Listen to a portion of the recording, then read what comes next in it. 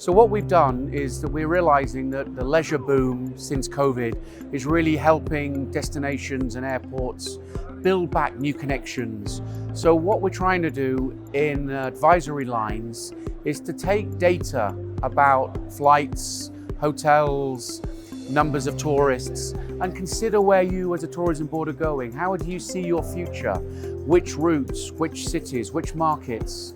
Who do you want to work with? And we would sit down and we would do a diagnostic with you and your tourism teams to really build up what are the gaps in your destination, which countries would you like to attract? And we would put together a strategic plan for you. We would say, we think we can bring X markets with certain airlines, and we can help you steer that project. We have 2-day masterclasses in how to build route development and connectivity.